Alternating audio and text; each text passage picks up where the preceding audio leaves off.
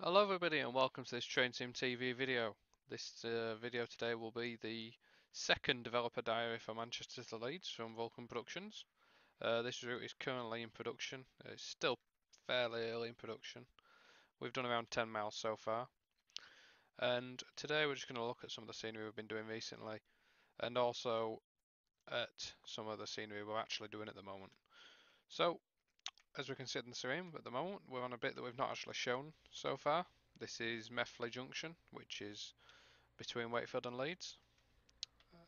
The Manchester to Leeds route, as we went through in Developer Diary 01, will include both routes from Piccadilly and Victoria to Leeds via both Dewsbury and Wakefield Kirkgate, and will also be including, hopefully, the Ordsall Curve, but that as yet hasn't been added in, but hopefully the plan is to include that if we can get the right research materials and stuff. So yeah, this is Methley Junction, and we'll take a look at what's been done so far between here and Wakefield, and then we'll have a look at doing a little bit of scenery whilst we're here, and I'll talk you through a bit of what we're doing and how we do it. So, this is the A639 road, which goes underneath the Wakefield to Leeds line at Methley Junction. We're trying to go fairly high detail with the roadside detail and stuff like that. We've got the billboards there, we've got the curbs and the pavements. And then up on the junction you've got all the clutter that you would expect up there. And the line off to the left goes towards Castleford and eventually York via Milford Junction. You can also reach Selby that direction and obviously go east from there.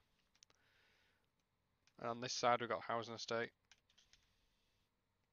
some lovely gardens and stuff like that. And you've got a roadway access up to the railway.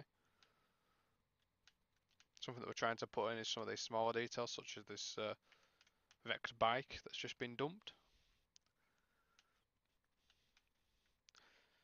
So the Leeds to Manchester route, it will require the Liverpool to Manchester route, the Settle Carlisle, and it will also now require the Just Trains Common Library. Now the reason we've gone for this, and the reason we've now added the Just Trains Common Library to the list of requirements, is that generally the UK Pro signal pack just doesn't have the amount of signals that we need really in it. And also the Just Trains Common Library signal pack is continually getting updated and stuff like that, so it's quite likely that we could get some extra signals that way by using the Common Library. And basically it's generally a more usable pack for us, and also personally I have experience working with Just Trains for many years, so I know all about sorry about that. I know all about obviously using that signal pack, whereas the UK Pro one, whilst it is pretty much the same, there are some small differences. But yeah, generally we think that using the Just Trains Common Library is a better idea, and also it allows us to use Just Trains assets as well, which comes in handy with stuff like drain covers, but also wider ranging assets such as some of these new houses that were added to the Common Library when Cornish Mainline came out. So there's stuff continually being added and it's of great use to us. This doesn't mean that we're not making our own assets, of course. We've already made a hell of a lot of assets, and most of them aren't actually placed yet, and I'll be showing some of these as we do place them. A lot of them are actually smaller trackside items at the moment, and some of the big stuff has been done, but most of it's smaller stuff. So this is as you're approaching Altoff Junction now.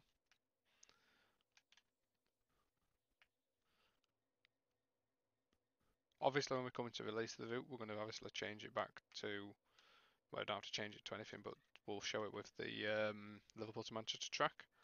We're aware that most people these days will probably have the AP track enhancement pack installed, and to avoid the track bleeding issue that you get, we're going to build the route with the track enhancement pack turned on.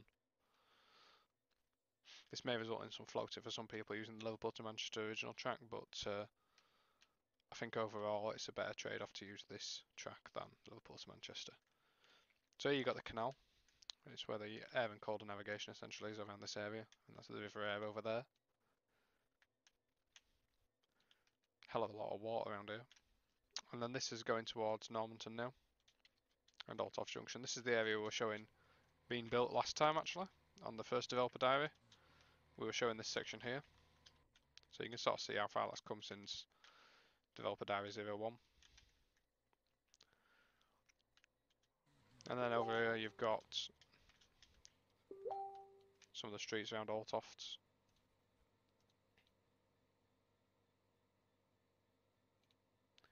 And also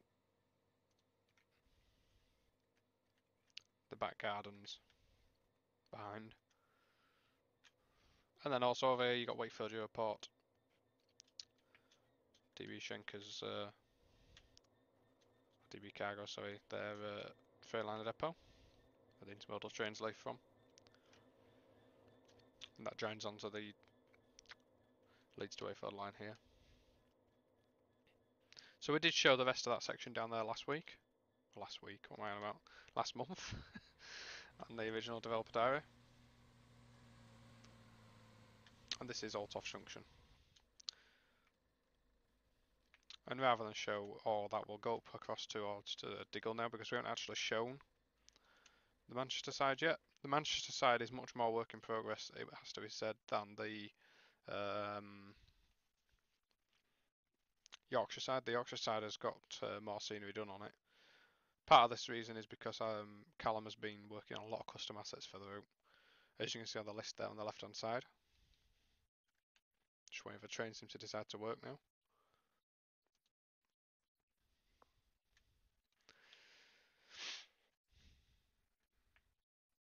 So yeah, this is, I need to find where the track is now.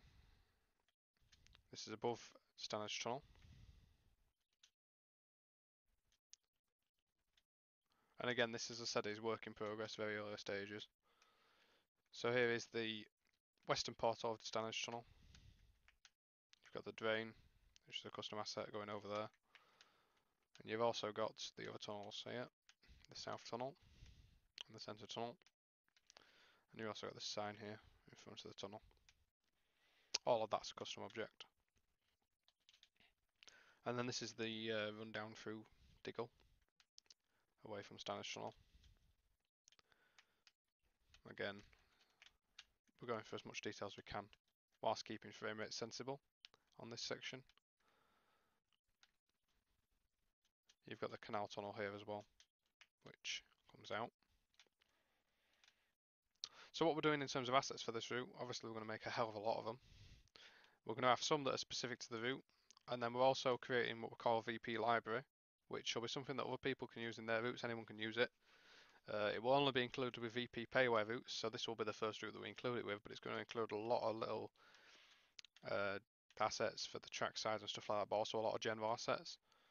At least that's the plan anyway, so that in the future we have a lot more assets to show.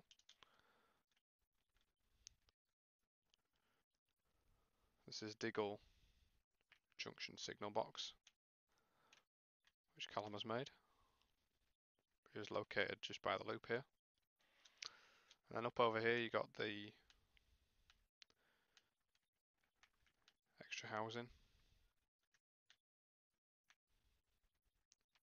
as you run down the valley towards Greenfield. Callum's also been making some canal assets, which can be seen here. Once again, all very much work in progress.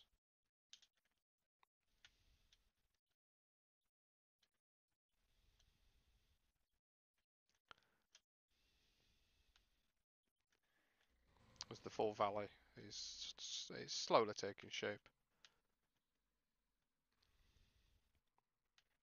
As we now do head down towards Greenfield.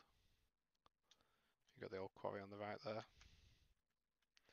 And another little feature up on the hill, so you've got the war memorial up there.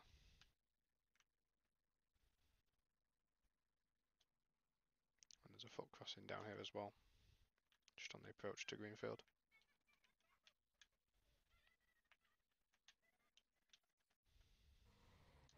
And then this is sort of the end of the scenery at the moment, like as far as Callum has got. He has done a bit more in the Manchester area, which isn't really ready for showing, but I can show bits of it, because I know people will want to see it. He's been working around Phillips, West and North Junctions. And this is even more early stages than stuff I've just shown, so bear that in mind, please. Again, as you can see on the left hand side there, quite a number of VP Lib assets. That's the VP library that I was mentioning just a moment ago. You've got a lot of stuff on there, like I can show it actually over here. Abandoned buildings, allotments, aqueducts. Various bits of clutter such as bike litter, which is a broken bike you can put down. And other things like bike storage, for instance, which you see at metro stations around the Leeds area. Foot crossings. A variety of different benches for the stations in the metro area. Different lamps based on how weathered they are in real life. All this taken from real photos that we've actually done on our research trips. Bridges such as the one here. Then simple stuff like pallets. The newer safety railings that you're seeing around these days. Relay cabinets. Some of these really cool little things that Callum has done, like photo scanned assets. So that you can't place them in huge amounts, but you can place them every so often, and they add that little bit of extra detail. Shelters, silos such as this, and then, like I say, trackside stuff like this junction box, northern ticket machines, tyres again of 3D scanned assets, various warehouses, and generally that library is still building, and it's only really just getting going, to be honest. So this is Phillips Park, North Junction, an area just outside Manchester. Not far from Mouth Platten actually, when you're on the line over there. This line is just off that line.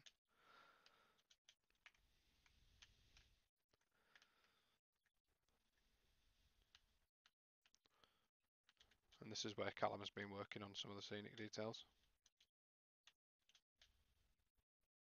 Again, all early stages stuff.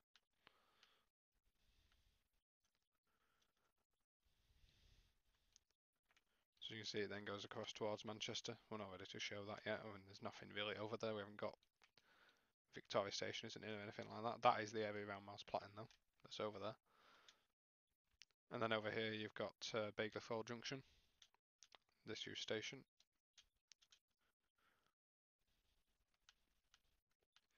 And Bagley Box, which is just here.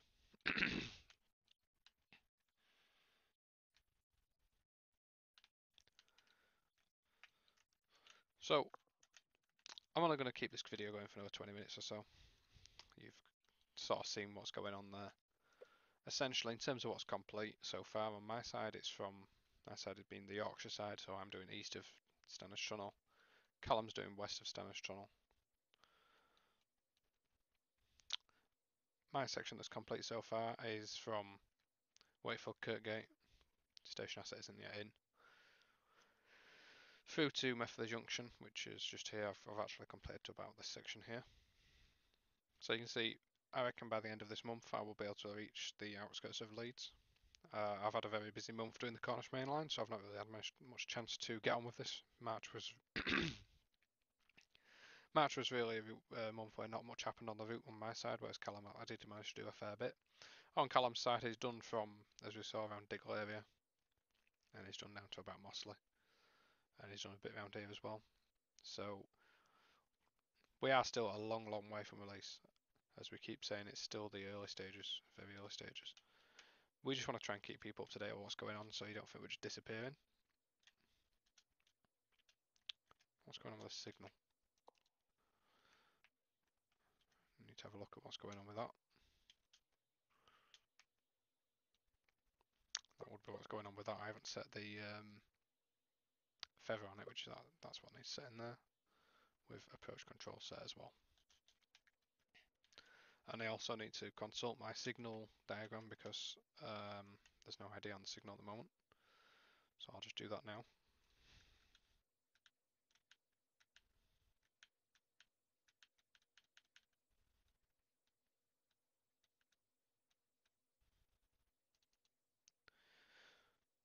can't show you this because it's a private document that I was given specifically on the restriction that I can't use it or give it to people.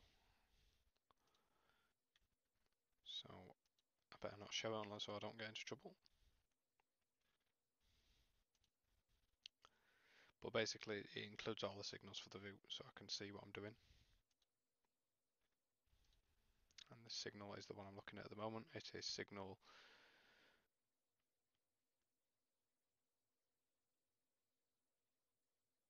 Charlie Delta 958.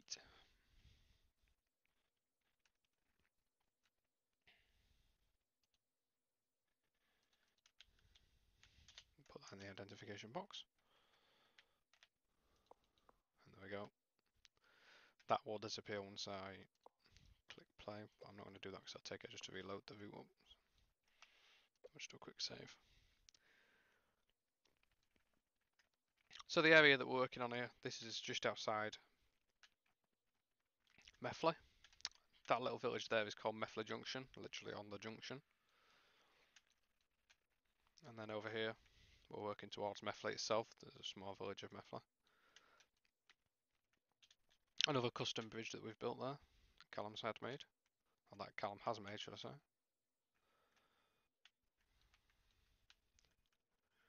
And then we're going to start, first of all, we're going to start building some banking here. I'm going to have a look. I've got a cab view open at the same time. The cab video I'm using is by Don Coffey on YouTube. He does some fantastic cab videos. I really appreciate the time that he's put into uploading those because they're really good for helping us build this route.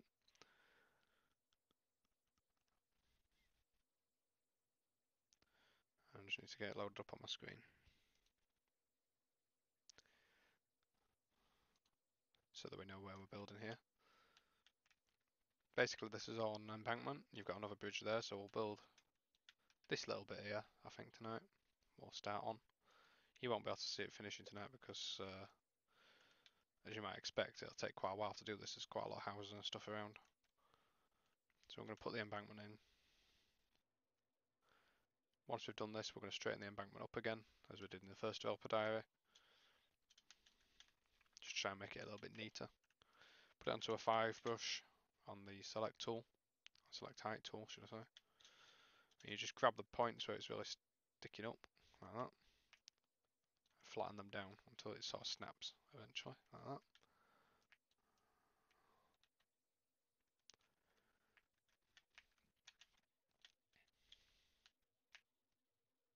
And again, like so.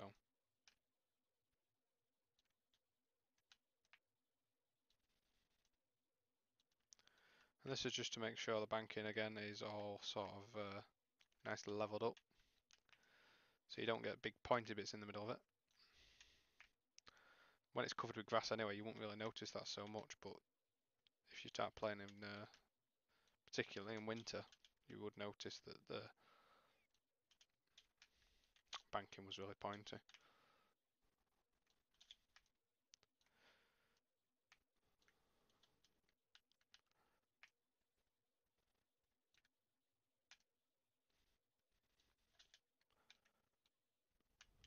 In terms of pricing for the route, it's not been confirmed yet exactly what we're going to price it up because we have still got a lot of costs to come in for the assets. We are hoping somewhere around $14.99. We don't want it to be like a full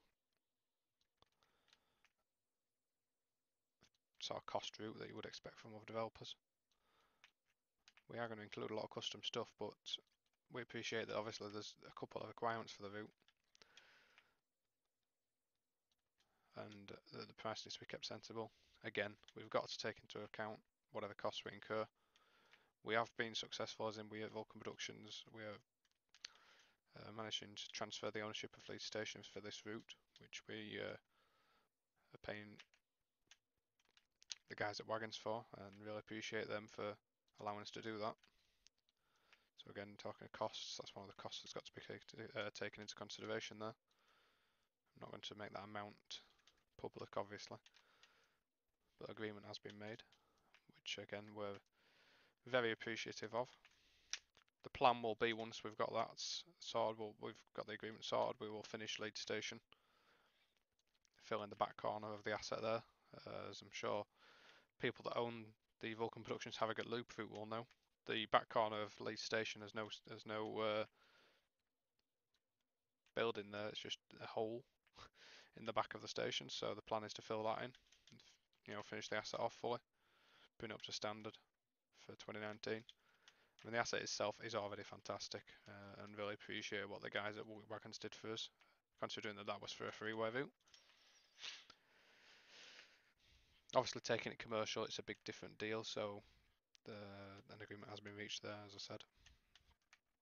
And what the plan will be, once we've finished Leeds Station, and once we release this route, we will finish the Harrogate update at some point, probably before that, but then we'll do a further update for Harrogate, which will change the Leeds Station to actually require this route and this version of the Leeds Station, because the freeway one will then become defunct.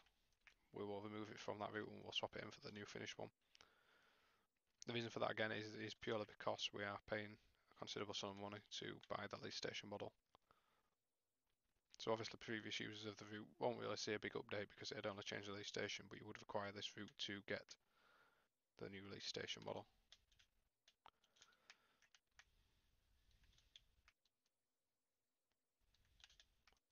So we're just levelling off this banking now, finishing it up. We're nearly done. And now it's a case of seeing where the road is, which is there. So you stop short of the road with this banking, so you can add your own bankings in around the bridge. Now, I'm not going to do the bridge right now, because that's going to kind of be on the next day. Next section of building, I mean. Today's section of building will be here. I note that these buildings here, they are sort of on the banking, but the banking is nice and tidy, and if you're driving along, unless you're absolutely obsessed, you ain't going to notice that those houses are about 20 yards that way. So that's something that I'm not too worried about. I would rather have nice looking bankings and be able to use the VP grass than use a lofted asset and have it look pretty crap compared. So what I'm going to do here, I'm going to start putting some fencing in.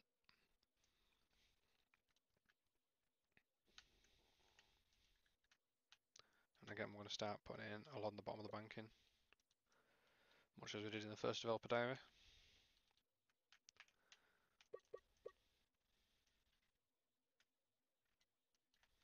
We're going to go around that corner there. And then we'll just take the fence along to a point over here. And then just a case of dragging it down, making sure it all meets the ground. Not buried though, I don't want it buried in the ground. And this is one of the smaller features of the route, which I think make it, as a finished article, make it a big feature, which is fencing. I like to have fencing pretty much everywhere, unless it is really hard to see it in real life. Because if you go outside the cab and you can't see a fence, it kind of takes away some of the immersion, I feel. The end aim of this route will be to create the best possible cab experience, so we're not going to go too crazy on detail away from the track, but at the same time, we are going to try and do quite a lot of cameo things and Easter eggs and stuff like that, and sort of put in a lot of detail in some areas, like I've just shown back at the beginning of this video around Methley area. We've put all the pavements and stuff in because it's clearly visible from the track, especially here on this section you can see it. I mean, this isn't finished yet, there's still some road signage and stuff to add. But this is kind of one of the little scenes that we've made.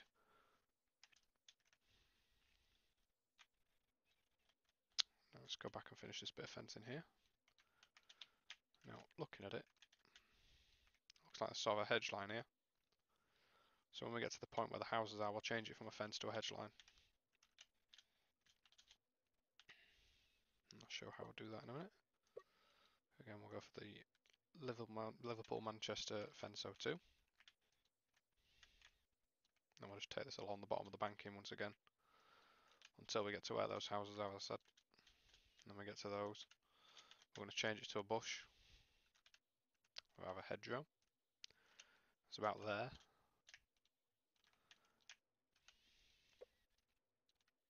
Drop these down into the ground so it's not floating, obviously. It's kind of the important first job. Always make sure it's not like floating or anything. And it's not buried too much. It can be buried a little bit, but try and keep it above the first bar is my general rule.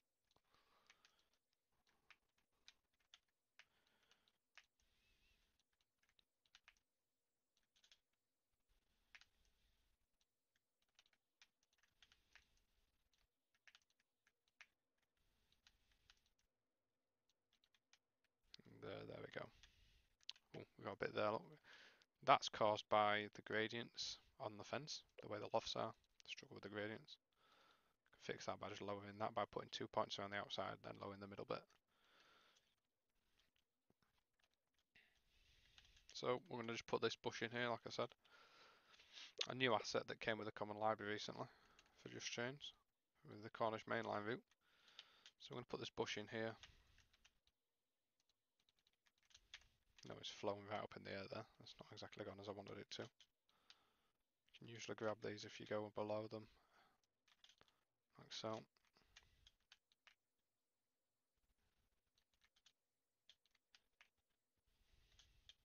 And we're going to find it's floating at this end, I think. Yep. So what you want to do there is put a gradient post there, then one halfway along. And the reason it's floating actually is because it was attached to the end of that fence.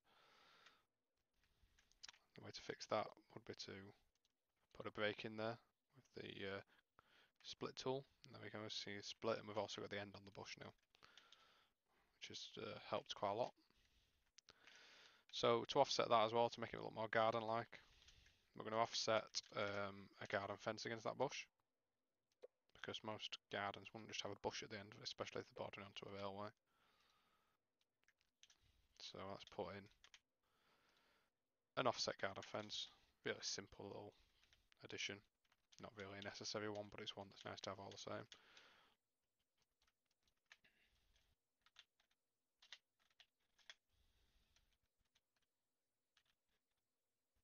Wood garden fence. And there we go. We've got a fence now lofted alongside. Just make sure it's not floating, which it isn't. It's all good. And then that's as far as we'll take it for now. Tomorrow, or whenever I next have a go on the route, we'll extend it that way. But for now, we'll just leave that there. So next up is to put the grass along the embankment. Save again. Always remember to save regularly, otherwise you end up losing a lot of progress, as I've found out many times to my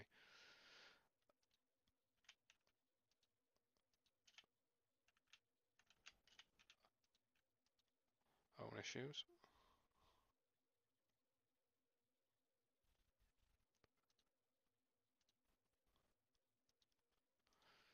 So I'm just looking on Google at the moment.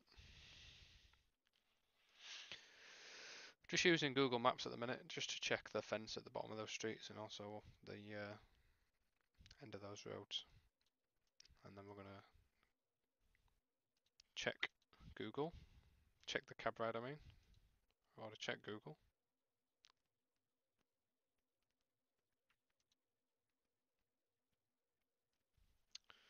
So the grass again is pretty much the same. We're going to need to add some weeds in afterwards, which I'll do. But we just need to put the basic asset block irregular down, as usual. Then get this placed next to the track. As you can see, plonking these every a maximum of every 50 yards when you're on a curve like this, just so that you don't end up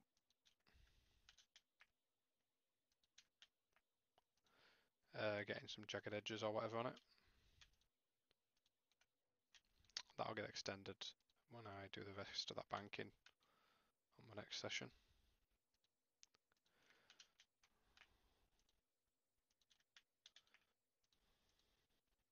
So there we go.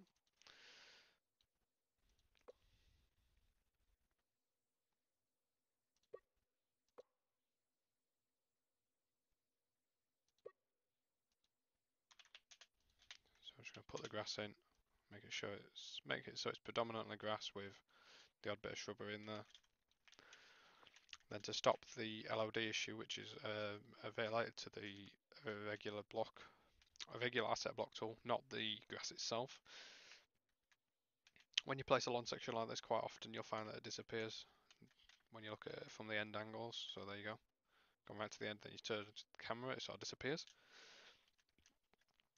Now, if you're using the VP grass and that's what you're experiencing, your way to fix that is simply copy it, Control and C, click it, copy it with Control and C, and then note where your origin point was, which is this bottom right here for me. Delete, and then quickly put it in, paste it, Control and V, and then put the origin point back roughly where it was, and you'll be all fine. As we are there. Just gotta be careful that when you put in such a large amount of grass down that you don't end up with floating bits around, because train sim, for whatever reason with these asset blocks, it probably doesn't like so many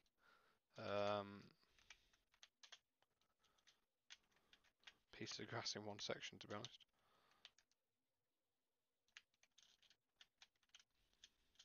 And it seems to particularly make odd bits float here and there, but thankfully that's not happening now. We've sorted that.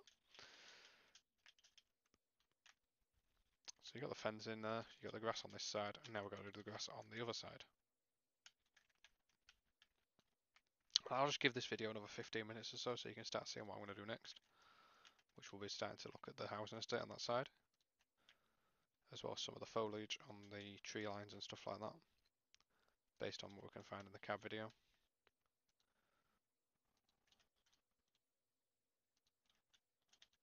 So we're just bringing this along here now.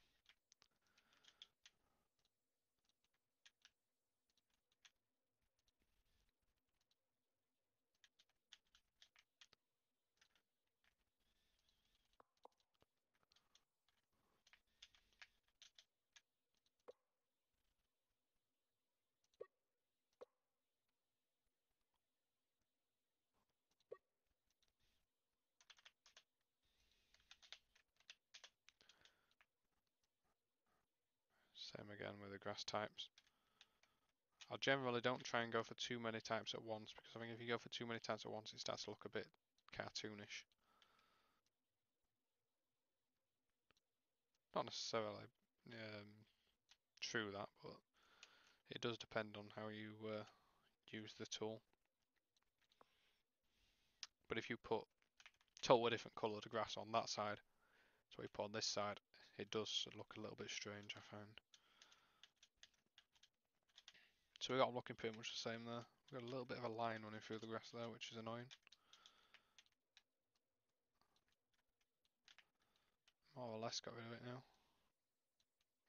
That's caused by, I think it's caused by these points lining up on the irregular asset block. At least that's what I put it down to. You just see it there, but when you're driving along and with the trees added in, you're not going to notice that. So I'll save again. Now we've done that bit. And we'll copy and paste just to make sure that that's sorted. Again, Control and C. I forgot the origin point was at this end this time. So it's there, and then drop it back in. Just make sure it's not too close to the track, which it isn't. I've got a floating tree here, I just noticed.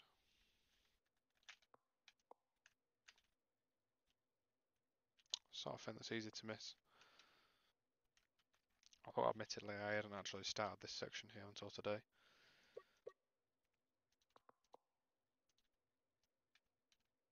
So I'll just drop that in there. So now what we need to do, we need to put the other foliage in, the trees, the weeds and stuff like that. First we can look on Google Earth, see what it looks like in real life. So I've got one sort of dominant line of trees there. And now I'm just going to check the cab video. Again, Don Coffey on YouTube. Highly recommend him for cab videos, especially in the Manchester-Leeds sort of Transpennine area. Some fantastic videos that he's added on. Really clear cab ride videos.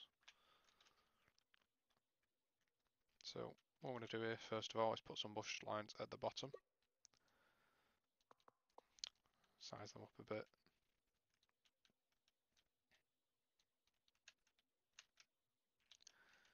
So that's in first. Then what we're going to do is we're going to put in a line of trees. And so we're not putting the same type of trees in twice. Put them in as well, but this time we're going to make them a bit smaller. And then I'm going to put a few individual trees in, so I'll make them a bit bigger. Now the reason I'm doing that, again, as I've explained before in these videos, is to allow some variables in size, so it doesn't all look like one line of trees that's all the exact same dimensions and everything.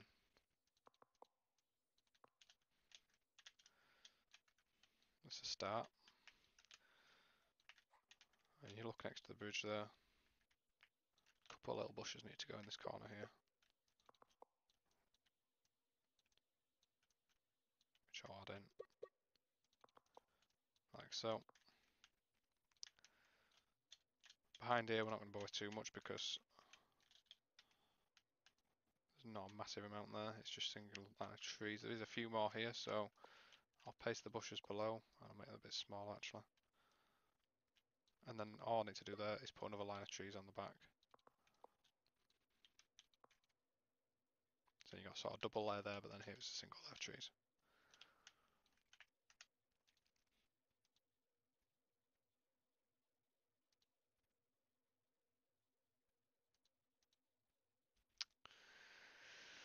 So I'm just having a quick look at Google again, so I can get a better idea of what I'm looking at next.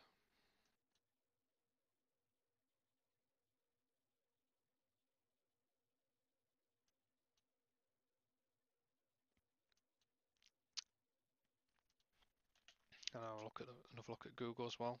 So along that section there,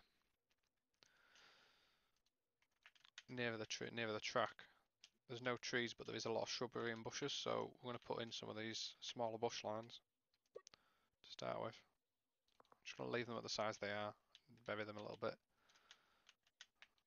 I'm going to keep using the same type because I think if you start mixing up too much, you'll notice that it's sort of never a constant sort of colour. And then next up, I'm going to put in some shrubbery. One of these sort of shrub line, and that sort of breaks up the bush line a bit. Copy and paste it again because looking at the video, it is pretty sort of linear there.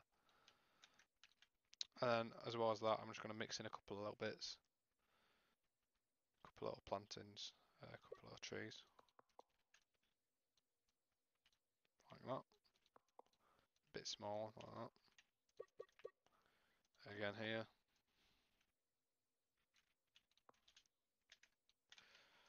Essentially just bushes really, individually placed. In terms of the asset count, we're trying to keep below 1,000 a tile virtually everywhere. Most tiles are sort of 2 to 500. Especially, obviously where you're near villages and stuff like here, it's 690. Next tile 221 because there's not really much here. And again 222. Obviously as you get up here, this next one's a bigger one, 700, 800, and then the one down there where the town at Normanton is about 1,000. Frame rate wise, I'm getting 80 to 90 across most of the route that's been done so far.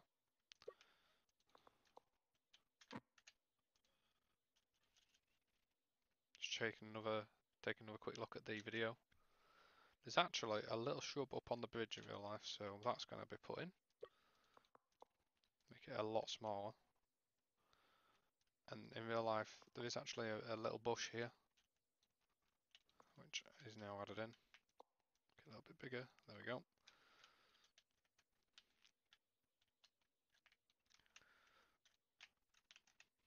So moving along to where the gardens are, at the back of those houses.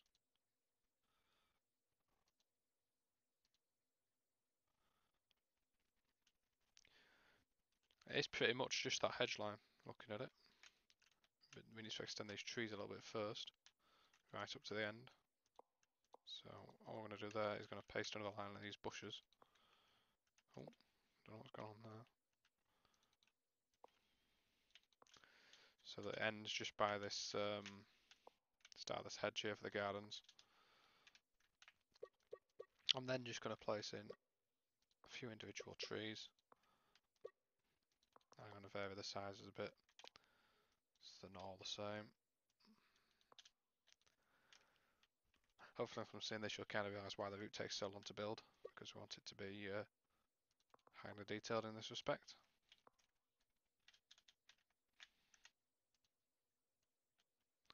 So that bush I've just added in there is sort of there somewhere. And then along the bush line we should find another sort of bigger tree somewhere there. There we go. Just make it a little bit smaller. Got the church there with Methley as well. And then at the far end, where we're not going to do today, but right at the far end you should see a little bit more of a bush line, but we're not going to bother with that. The last bit that we're going to bother with here is this one little bit on the end.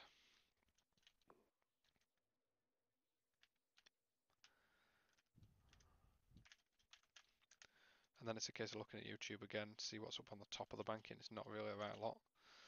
Actually, as it's around here, the bush line gets a bit higher up, so what we can do here is actually bring this up here, because it sort of curves away there. The tree line does stay pretty constant at the top as well. And then that's a bit of a better idea. It does actually say on my signal diagram that that signal has poor sighting, and I think that's probably why, because of that little bush on the inside there. Looking at the cab video, it sort of kind of lines up with that as well.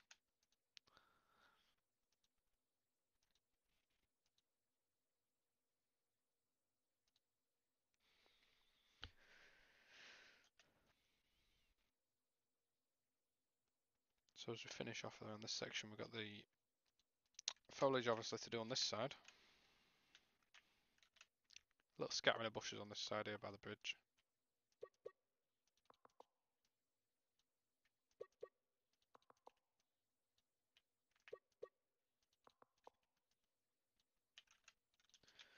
I think that'll do for that.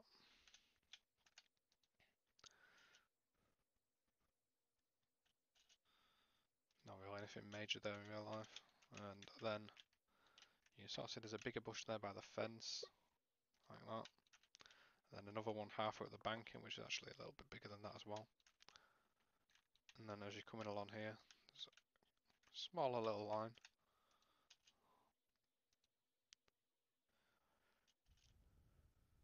There's about 4 trees there. So what I think will work best here is if I place in one of these little lines of bushes, make it a bit bigger.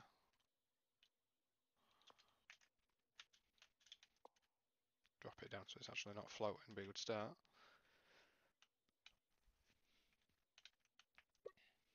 And then drop in, as I said, 4 trees.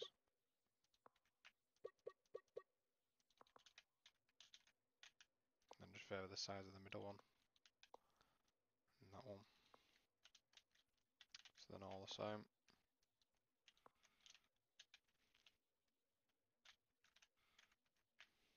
And then looks like you got a bush right up by the track here. The video would confirm that again, so there we are. And then you got another slightly bigger one here.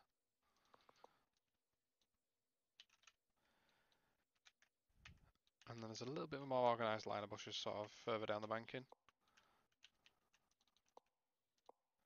To add a bit of depth, I'm going to make these bushes nice and big.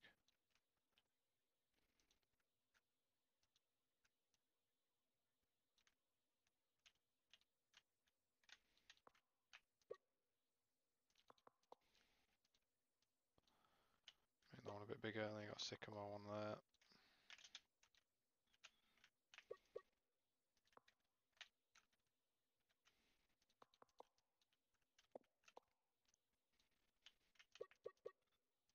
Another small one next to it. And then along the bottom there you got a couple more. So I'm going to actually make a little, do a line here. Just conscious of that asset count at the bottom now, 333. We don't want to go placing too many individual trees, because if you place too many then you'll start getting frame rate loss as well as some stuttering. It's looking more like it. And then it looks like there's a line of bushes going along the bottom, but not quite as big as the ones I've just put in. So I can put in, again, bush line 2. Just drop them down to the bottom of the banking. Place them a couple of times, such as there, and then that, and I'm going to make them a bit bigger because I think they are. And then we're looking now at the trees. I've got one there.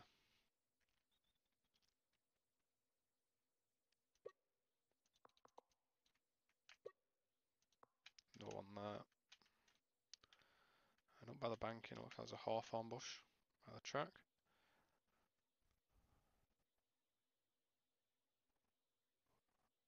Which is that one.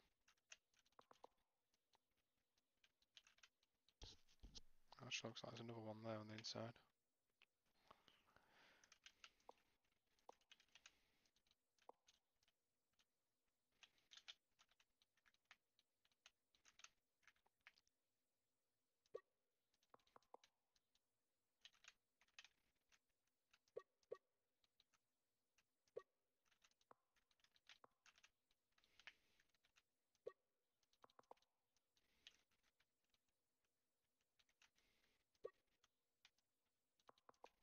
And at this end I'm just going to put a line of trees in.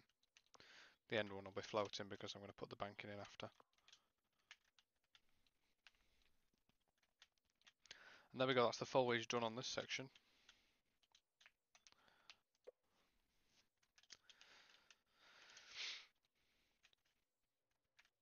So looking here, it looks like I've got some brand new housing here. We don't really have anything suitable for that, I don't think. I'm just having a look at Google to see exactly when they were built, so I'm not entirely sure if they're even on Google Street View yet. And they aren't. But then Street View is showing 2008 on that bit there, so that's no use anyway. As of 2017, there were actually some houses there, so they're going to need to be put in. They're actually sort of a stone effect grey house. They're not really particularly modern looking design, even though they are modern houses.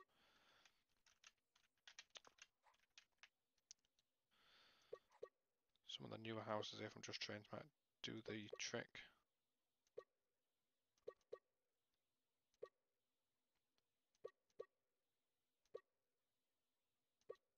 Maybe not.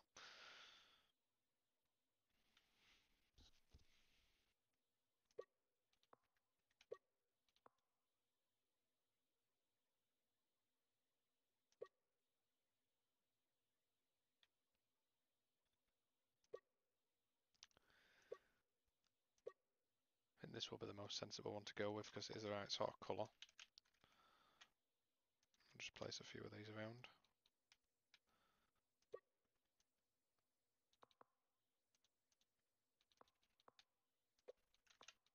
Make sure that they aren't floating, which that one is. And that one is a little bit at the back, and again that one is. Again, look for floating, drop it down a bit, and then a final one there in that corner.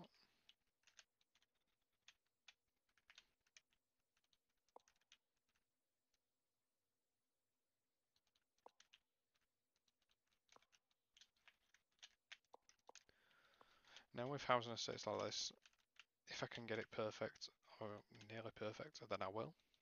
But for the most part, when it's something you're just going to catch a glimpse of from, let's say, this vantage point, I'm not too fussed about exactly the right sort of house or whatever. And the reason for that is because generally it doesn't really matter, because most people, unless you live on that estate or live in this village or live very close by and drive past every day, you're not really going to notice that they use the wrong sort of house there. So stuff like that doesn't really matter unless it's right, literally right next to the track here. If it's right next to the track here and you see it every time you drive past and you're using the completely the wrong sort of house, then maybe that's obviously a different kettle of fish. But when it's sort of a little bit further back from the track like this, then it doesn't hurt to just use the closest sort of house as you can get. I don't think anybody's ever made a route where they've made every single house the right sort. I think that's a very good, sensible use of time. or resources really. Plus you would literally never finish it. So I'm not going to bother with that little cul-de-sac there. Pardon me.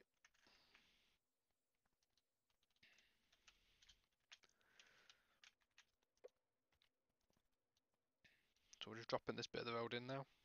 Just there like that. And again here, it needs to be dropped down. And then what we need to do is we need to snap the terrain around the road.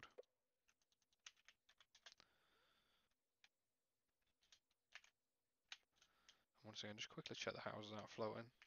You got a slight float now on that one. No, that's fine. These ones look fine. Sure, these two are as well. Yep. Got a little bit of terrain bleeding through there, so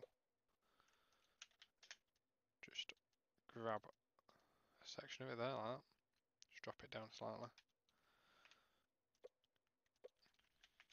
I'll tell you what I will do. I said I wasn't going to do it, but I will do it because I think it'll look better with it. Is just extend this cul-de-sac down here. Because I think it just looks better with it than without. The next job then is to add the pavement in. So the first one we're going to add in will be on the left hand side as we're looking at it now. We've got 7 offset VP Library Tarmac Pavement A. We're going for a range of different pavements at the moment, which is why that one's called A.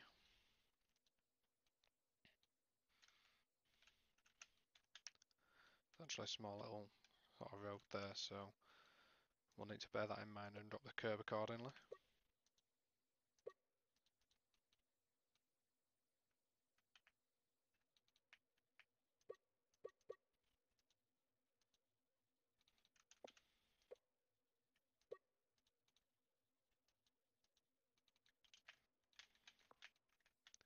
So to drop the curb, all we do is, to make it look like there's a street there, just add points on where you're going to drop it. Drop it like that.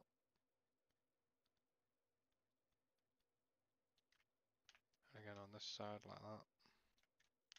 So the cars can drive through the gap.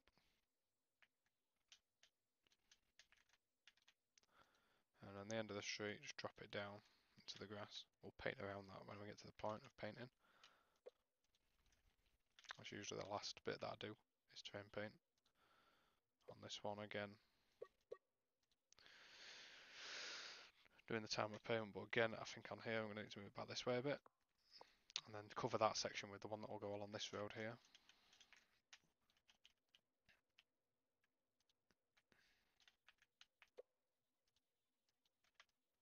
Again, drop it down into the grass.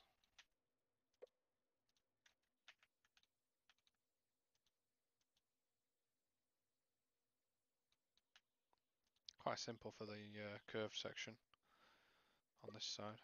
Just add it in all the way around.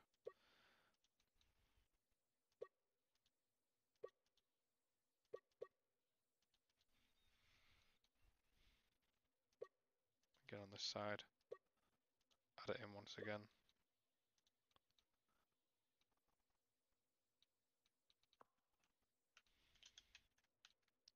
So we've got a bit of terrain bleed again showing there, so that's going to need dropping. Just like that. Again like that. Make sure it's not dropped too much, it has there. Look. Just got to put that as close as we can. There's a little bit of a terrain sort of fault. And again, there's a little bit there. So as you can see, we've sort of got a bit of curbing overlapping. That's because that road there is somewhat taller than probably should be. So you drop that bit down. And on the back side here, we can drop the curbing down a bit.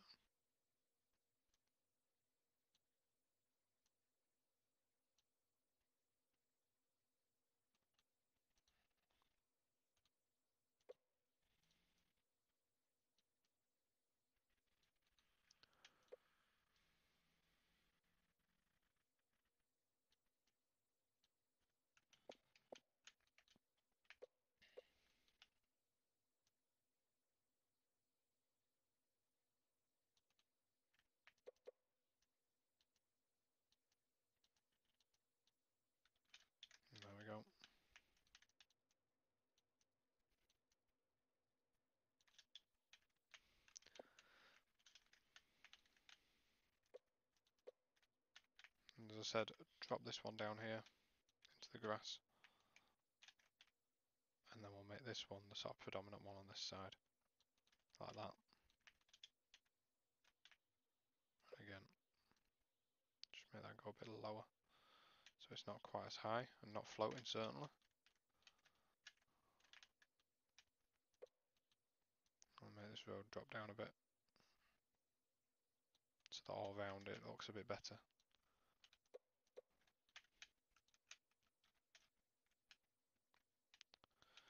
Better to snap it all down now.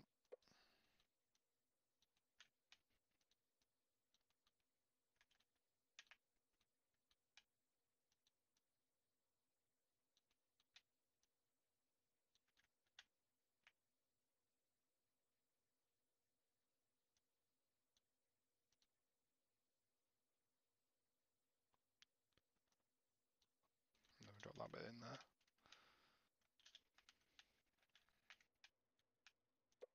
You can see so I've got a bit of a mess going on over here. This again is why you've got to be careful not to go into too much detail, because it can take so long to sort something out like this when it's nowhere near the track.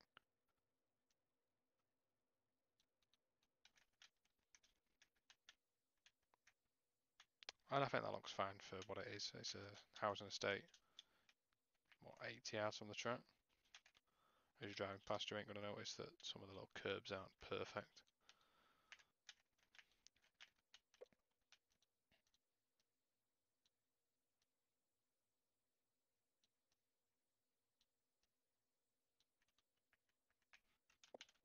That was better just left actually. Messed about with it now. Try and raise the terrain up a bit. I don't want it to show on the road, which it is doing there somewhere. You can actually see the road is sort of floating a bit.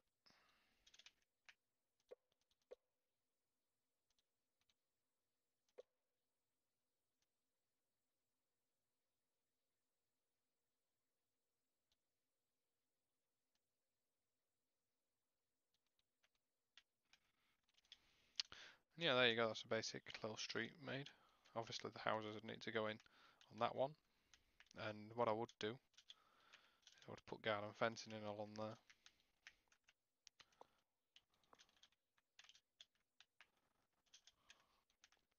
In fact, I'll do that just before I finish for tonight.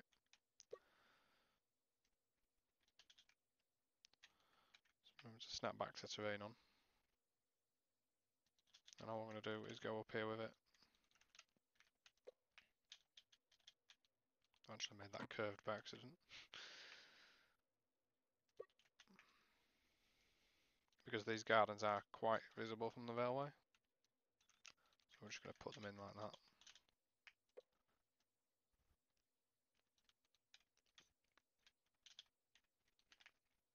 And we're not going to do every single garden here. If it was right next to the track, then I'd do every single garden. But because we don't want to go crazy on the loft side, and like make 7,000 lofts on one tile, we'll just put the basic 3 fences in, which is these two we've done here.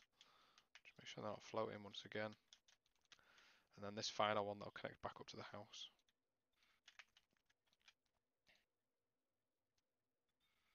So a pretty basic solution there. And a very basic little feature.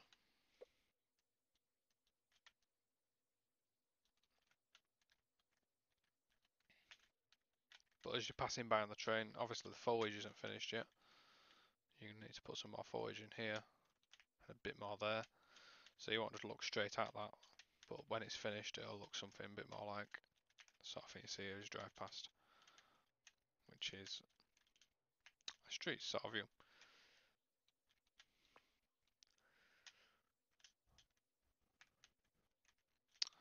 So yeah, I hope you've enjoyed this video.